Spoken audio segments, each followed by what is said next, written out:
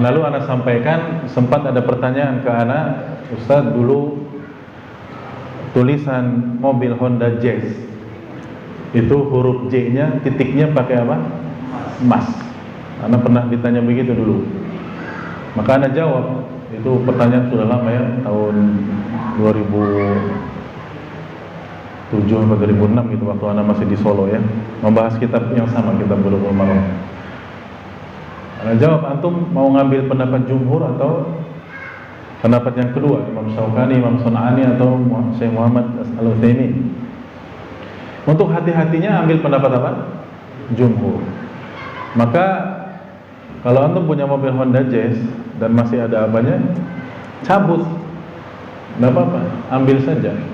Ya, antum jual atau antum simpan, ya, atau jadikan cincin buat istri antum. Ya, seperti itu. Jadi nggak boleh, ya, penggunaan apapun menurut jumhur ulama selama itu masih isti'mal, ya, penggunaan, maka barang emas dan perak tidak boleh digunakan, ya, kecuali kalau emas ya hanya untuk sifatnya huli, perhiasan bagi kaum wanita, itu saja sudah, ya. Selain itu tidak diperbolehkan, ya. Alhamdulillah kalau mobil Honda Jazz sekarang enggak lagi ya. Iya, jadi tidak boleh. Itu yang alasan yang pertama. Yang kedua juga itu mengundang kejahatan, dan kenyataannya iya. Mobil-mobil Honda Jazz yang keluaran pertama itu pada hilang, pada bolong apanya? Titiknya, karena maling tahu ya itu terbuat dari apa? Emas juga. Ya, akhirnya sebelum hilang sama maling dia ambil dulu ya. Dia ambil. Nah itu. Jadi pendapat jumhur ulama mengatakan ya, yaitu semuanya haram. Kita bacakan waktu pekan yang lalu, fal jumhur min ahlil ilm. Lihat ini perkataan Imam Qurtubi dalam kitabnya Al-Mufhim Syarah Sahih Muslim. Al haditsu dalilun ala tahrim isti'mali awani adh-dhahab wal fiddati fil akli wasyurbi wa yulhaqu bihima ma fi ma'nahuma. Hadis ini pada asalnya dalil haramnya makan minum pada wadah-wadah emas dan perak, dan diikut sertakan hukumnya pada semua penggunaan yang lain. Ya. Lalu di akhir perkataannya beliau mengatakan wa bi tahrimi dzalika qala jumhurul ulama'i salafan wa khalafan. Dan yang mengatakan haramnya ini adalah jumhurul ulama, salafan yang terdahulu maupun khalafan yang sekarang di zamannya Imam Al-Qurtubi. Jelasnya di situ? Iya.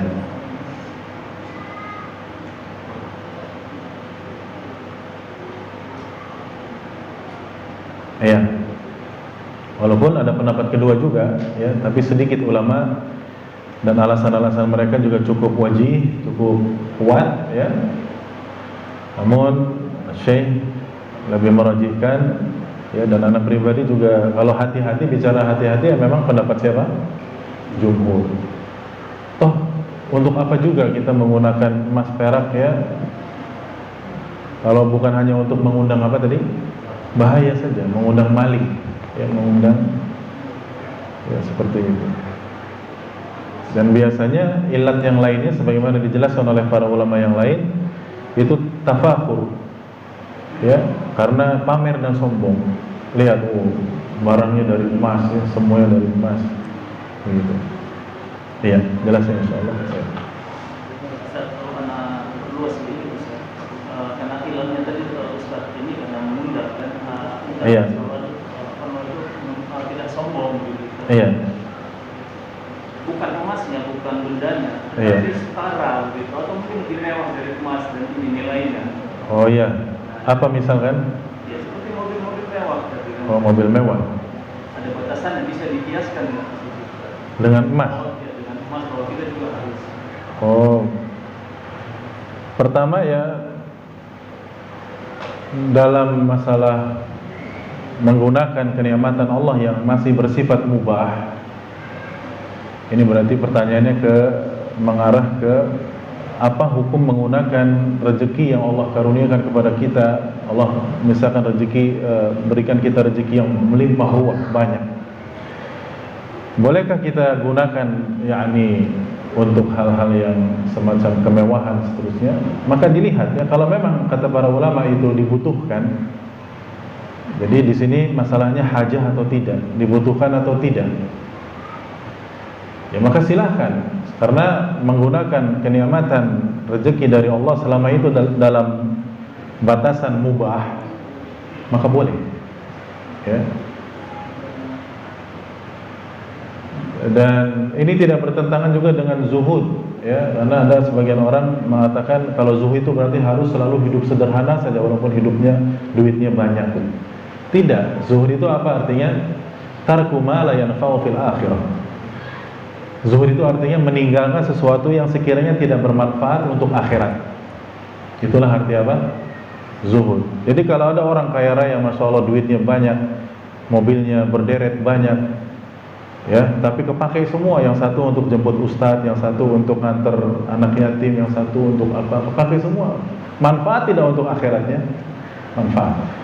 Rumahnya luas tapi untuk kajian, untuk tabligh akbar, bahkan nggak perlu di masjid, di rumah, masya Allah.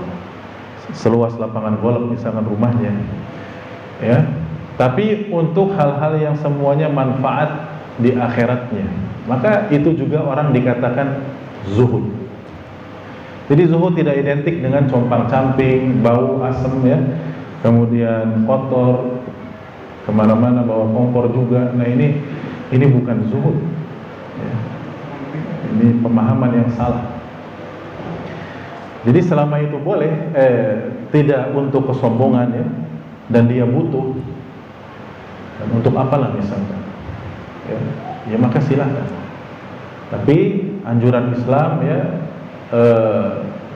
misalkan orang kaya raya sekali, ya dia punya mobil, boleh mobil yang sekiranya mahal tapi masih wajar dimiliki oleh yang ada di negerinya. Misalnya per bulan dia penghasilannya berapa miliar, dia belilah mobil Avanza 5 misalkan, ya, atau Fortuner 1. Jangan beli misalnya mobil Ferrari yang satu bijinya harganya berapa? Dia punya duit memang. Satu mobil Ferrari itu kan bisa beli rumah, ya, berapa miliar, atau beli mobil Lamborghini misalkan. Yang di negerinya saja mobil itu tuh susah, harus indens dulu. Nah ini barangkali yang kayak begini baru yang berlebihan. Dan untuk apa juga, sama-sama mobil juga, ya. Kecuali kalau mobilnya bisa terbang, barangkali berarti dia hajah, ada butuh mau terbang, ya. Baik, ya. Jadi selama itu boleh, dan tetap dia sedekahnya kuat, misalkan, ya, infaknya masya Allah, tapi dia punya mobil juga yang bagus, ya, tidak masalah, masya Allah, tidak masalah.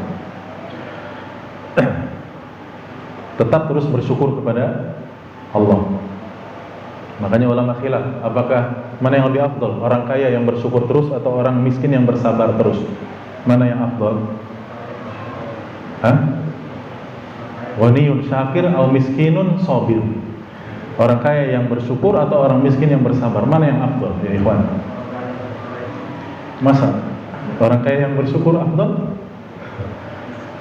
atau orang miskin yang bersabar? Ya, dua-duanya afdal. Karena orang kaya memang kewajibannya harus apa? Bersyukur, nggak boleh sombong. Dan orang miskin yang memang harus apa? Ya sabar.